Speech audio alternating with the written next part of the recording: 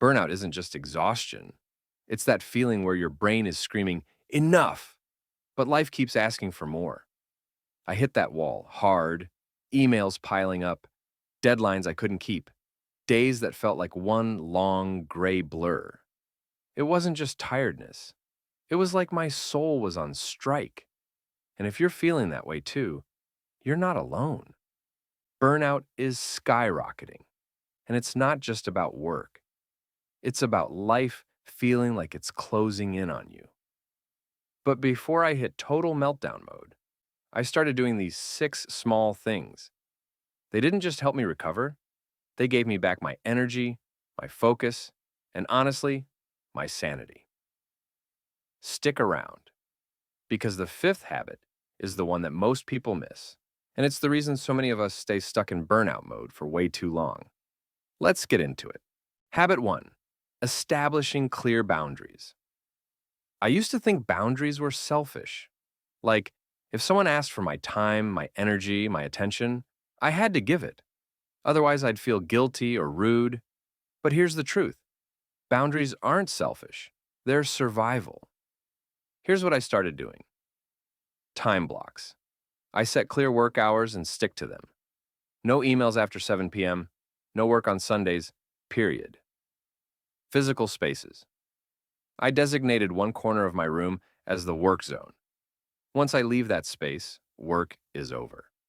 Digital boundaries, notifications, office social media, timed. Because constant access means constant stress. And the biggest game changer? Learning to say no without guilt. Because every time you say yes to something you don't want to do, you're saying no to yourself. Habit 2, regular mental recharge practices. You ever get to the end of a rest day and still feel completely drained? That was me. Because scrolling Instagram and binge watching shows isn't real rest. So here's what I started doing instead. Micro breaks. Throughout the day, every hour, I take 5 minutes to reset. Could be breathing, stretching, staring out the window, just 5 minutes to pause. Weekly downtime. One day a week, I go off-grid for a couple of hours. No screens, just a walk, a book, or a coffee shop. Personalized calm rituals. I started ending my day with 20 minutes of intentional calm, reading, a warm shower, or playing chill music. It's not about what you do, it's about how it makes you feel. Habit 3. Physical well-being foundation. Here's the thing about burnout. You can't think your way out of it. If your body is screaming for sleep and nutrition, no amount of positive thinking will fix it. So, I started focusing on 3 basic things. Sleep as a non-negotiable. I made a consistent sleep schedule my top priority. Same time every night. No screens 1 hour before bed. This one habit did more for my burnout than any app, book, or podcast. Movement that feels good. Not punishment workouts. Just moving for 20 minutes a day. A walk, stretching, or dancing in my living room. The goal wasn't fitness. It was getting my blood flowing. Food as fuel, not just comfort. Instead of grabbing whatever was easiest, I started focusing on foods that sustain energy. Protein, veggies, and water first. Then the snacks. Because burnout isn't just emotional, it's physiological. Habit 4. Transforming my relationship with productivity. I was burning out because I was measuring my worth by output. If I didn't check off every box on my to-do list, I felt like a failure. But here's the truth. Productivity isn't about doing more. It's about doing what matters. Here's how I shifted. Value-based goals.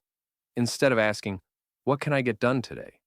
I started asking, what actually matters today? 3 essential tasks. That's it. Redefining success. It wasn't about the number of hours I worked. It was about the quality of what I produced and how it aligned with my values. Building in recovery time. Every 90 minutes, I'd step away. No exceptions. Because burnout happens when you're constantly in output mode without input mode. Habit 5. Community and connection. Here's the part that most people miss. Burnout isolates you. You feel alone, like no one gets it. So you shut down. You ghost people, you pull back. But the real solution? Connection. Vulnerability with trusted people. I started opening up to 3 people I trust. Not everyone needs to know my struggles, but a few people do. And just saying it out loud lightens the load. Asking for help before it's too late. This was hard for me, but burnout is like a car engine overheating. If you wait too long to pull over, the damage is worse. Asking for help doesn't make you weak. It makes you wise. Creating support systems, a weekly check-in call with a friend, a text chain with people who get it, a standing coffee date, something to anchor me back to reality. Habit 6, meaning-making practices. Burnout isn't just about doing too much. It's about doing too much that feels meaningless. So I started carving out time for meaning-making moments. Daily reflection on purpose. At the end of the day, I'd write down one thing I did that felt aligned with my values. Even if it was something small, like saying no to a meeting that didn't matter. Gratitude practice. Burnout makes everything feel heavy, but focusing on small moments of joy, a good cup of coffee, a funny text, a sunset, rewires your brain to look for the good. Finding micro joys, tiny moments of play, wonder, or rest. A favorite song, a hot shower, a 5-minute doodle, because meaning isn't just in the big stuff, it's in the tiny moments you actually notice. Conclusion. Here's the thing. No single habit is going to fix burnout, but when you stack them together, they become a system that protects your mind, your body, and your soul. Start small. Maybe just one habit this week. Set a boundary. Take a 5-minute walk. Call a friend. Write down one thing that matters. Because the opposite of burnout isn't just rest, it's reconnection with yourself. If this video helped you even a little bit, hit subscribe. We're building a path out of burnout, one small habit at a time.